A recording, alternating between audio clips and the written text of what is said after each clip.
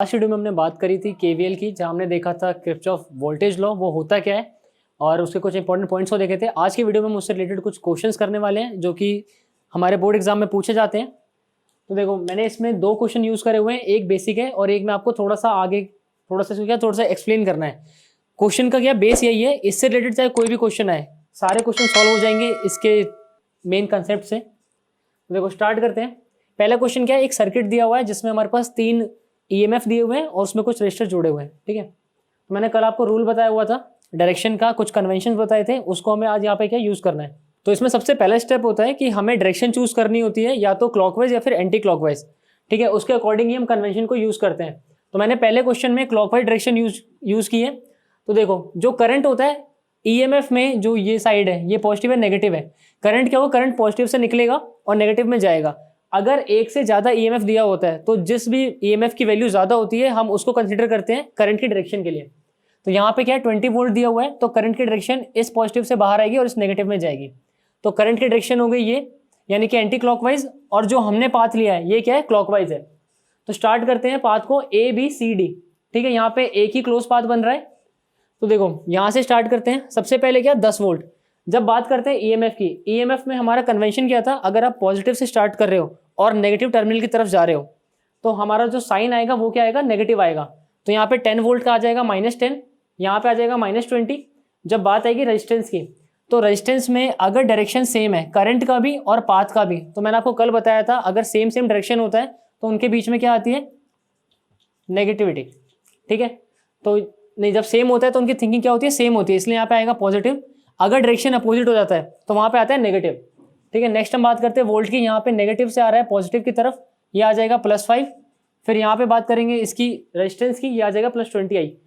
इन question में हमें सिर्फ इतना करना होता है, हमें करंट की वैल्यू बतानी होती है कि एक पर्टिकुलर वायर में या एक ब्रांच में कितना करंट फ्लो कर रहा है। तो यहाँ से आपकी आई की वैल्यू आ जाएगी 0.5 एम्पियर। ये वो क्वेश्चन है जो एग्जाम में नहीं आता।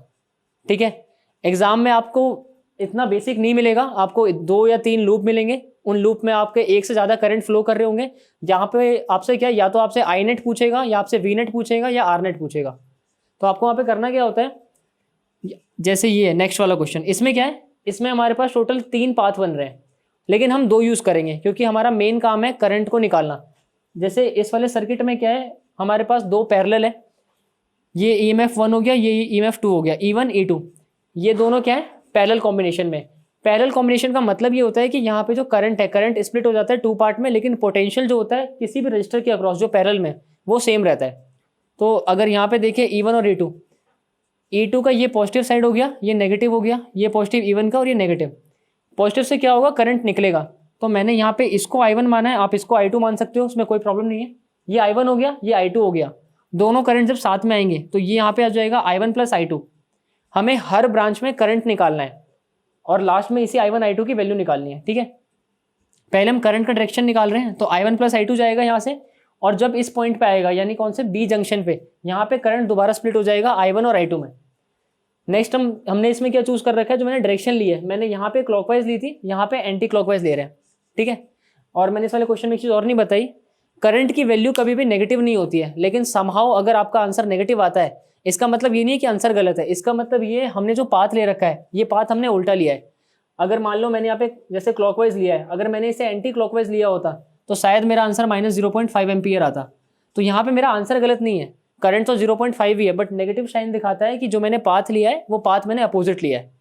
ठीक है, वापस आते हैं हमारे क्वेश्चन पे। क्वेश्चन में यहाँ पे 2 पाथ बन रहे हैं। सबसे पहला पाथ है ये, किसके लिए, I1 के लिए।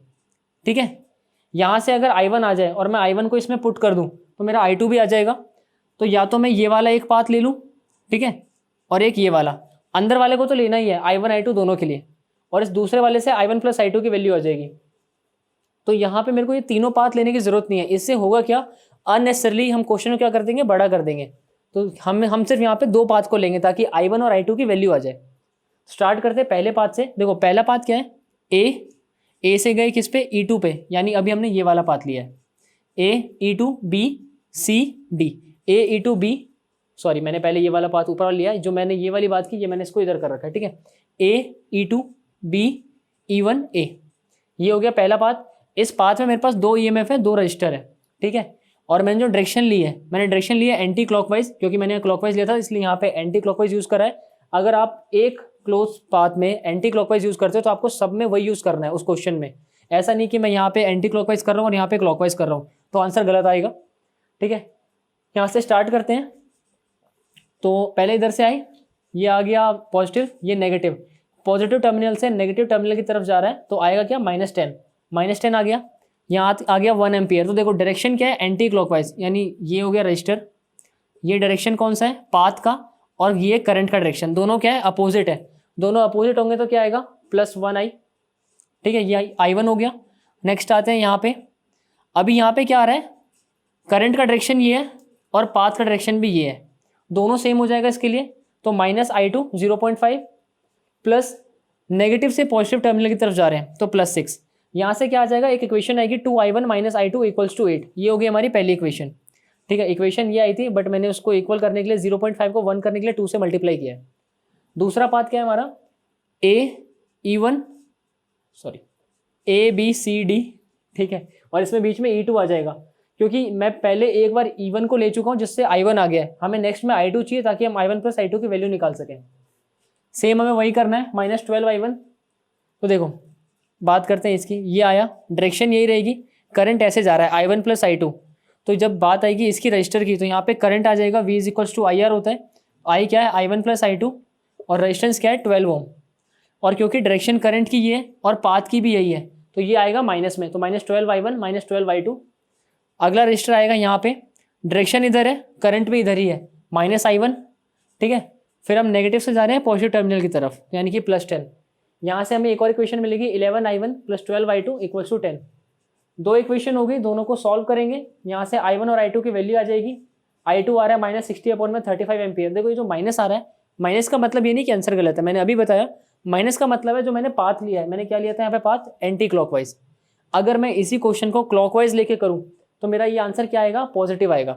ठीक है, i2 आ गया, i2 की वैल्यू को इस इक्वेशन में या इस इक्वेशन में पुट करेंगे, i1 आ जाएगा, ये i1 है। ठीक है, ये i1 आ जाएगा, i2 आ गया -60/35 एम्पियर, और ये i1 आ गया 170/35 एम्पियर। तो ये जो i1 आया है, ये आया है AE1B ब्रांच में।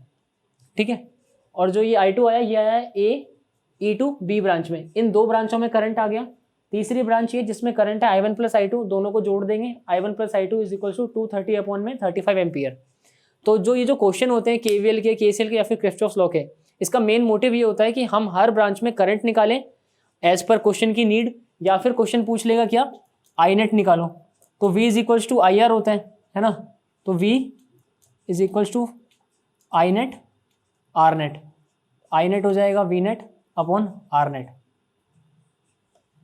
तो ये जो I नेट होता है, V नेट होता है, R नेट होता है, हम यहाँ पे यूज़ करते हैं चार्जिंग और डिस्चार्जिंग के कंसेप्ट को, जहाँ पे अगर आपको एक से ज़्यादा EMF दिया हुआ हो, लाइक मान लो आपके पास ये एक EMF है जो कनेक्टेड है इससे, क्योंकि दोनों अपोजिट डायरेक्शन में है, तो यहाँ पे क्या करेंगे, मान लो ये E1 है, ये E2 है। अगर E1 E2 से बड़ा है तो यहाँ से नेट क्या आएगा, E1 - E2। ठीक है, जो बड़ा उसमें छोटा माइनस कर देंगे, तो ये इसका नेट आ जाएगा। या मान लो इस क्वेश्चन में क्या होता है, दोनों सेम डायरेक्शन में होते हैं, इसका नेगेटिव इसके पॉजिटिव से जुड़ रहा है ना, पॉजिटिव पॉजिटिव, नेगेटिव नेगेटिव। यहाँ पे क्या है, दोनों सेम डायरेक्शन में जा रहे हैं, तो इस टाइम पे क्या करते हैं, दोनों EMF को जोड़ देते हैं। तो ये केस होता है डिस्चार्जिंग और चार्जिंग का।